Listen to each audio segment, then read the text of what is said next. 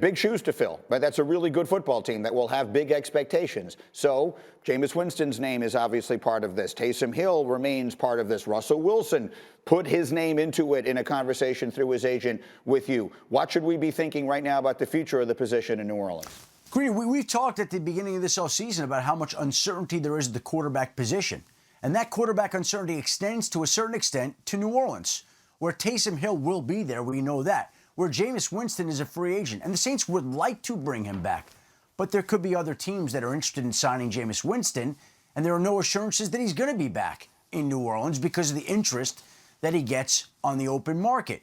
Russell Wilson listed the Saints as one of the teams that he would be interested in at some point in time, but who knows if the Seahawks are going to get to the point that they can trade him or willing to trade him, and that it would wind up being New Orleans, which is scheduled to pick, I believe, 26th, and might not have the draft capital necessary to be able to strike a deal, even though the Saints and Seahawks have engineered some pretty big deals in the past. So I think what we know this morning is Taysom Hill is locked in. He restructured his deal over the weekend to save the Saints $7.5 million against the cap. They gave him a 4-year, $160 million deal that completely void. So it's not 4 years, $160 million, even though that's how it's entered into the system. So Taysom Hill is back. They'd like to bring back Jameis Winston, though there are no guarantees that will happen. And then, of course, you have Russell Wilson, Deshaun Watson sitting out there, and who knows if those teams will wind up moving off them. Now, the Saints actually picked 28th in the first round as currently scheduled. So they're all the way down there. Schefter, outstanding as always. Thank you very much. And, of course, so much reaction yesterday, including from the legendary Tom Brady tweeting at Brees, congratulations on an incredible career. Thanks for the inspiration and dedication on and off the field. Look forward to seeing what's next. Again, everyone knows what's next. He's going to NBC. That had been decided already ahead of time. So let me bring my crew in here for reaction today. Again, Dan Orlovsky, for those who are just joining us here, through a quarterback's eyes, how do we put into words what made Drew Brees one of the greatest ever to play? Every little thing mattered. He's probably the most detailed quarterback to ever play the game. He knew exactly who he was, what he was great at, and what he needed to work on. And he was a guy that, like, you really appreciated that he made weaknesses strengths. He made the lack of size a strength with his ability to get through progressions quickly. He made the lack of arm strength a strength because he understood that timing, anticipation was such a big deal and where he placed the football. Greeny, I think he's the best free agent signing in the history of the NFL. He's better than Reggie White. He's better than Prime. He's better than Peyton Manning. I think he's one of the greatest players to come into the NFL and one of the greatest people, the most impactful people to ever come into the NFL. And I will argue with anybody all day. He absolutely has earned his seat at the table when we have the conversation, is he one of the greatest quarterbacks ever? Absolutely, he sits at that table.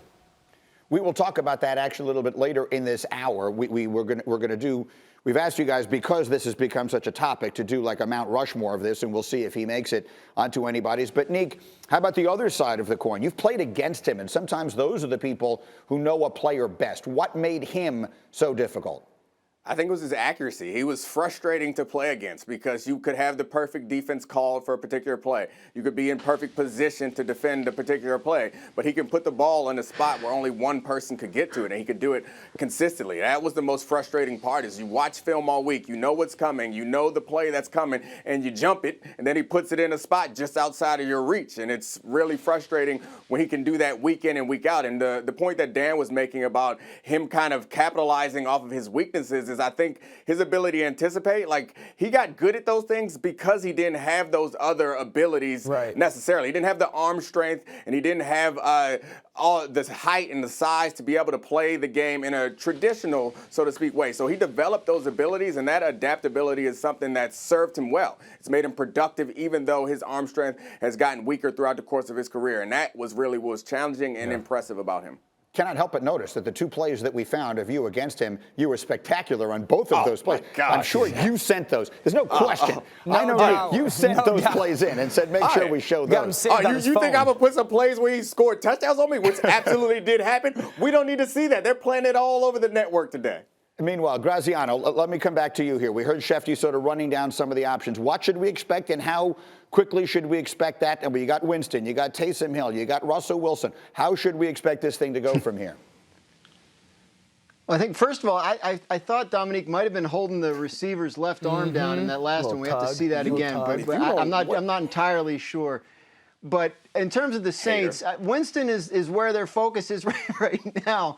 They're trying to bring him back, but as Adam pointed out, that could depend on what other opportunities are out there for Jameis Winston. There are other teams looking for quarterback help that may be able to offer him a situation where, hey, you're the guy, you're the starter. You don't have to worry about Taysom Hill. I still think it's more likely he ends up back with the Saints where he's comfortable, where he had a good experience, and where he has a chance to be the starter. But if not, they have to look at other options. Do they bring in an Alex Smith or a Ryan Fitzpatrick? Do they sit tight and see if they can get into the Russell Wilson thing?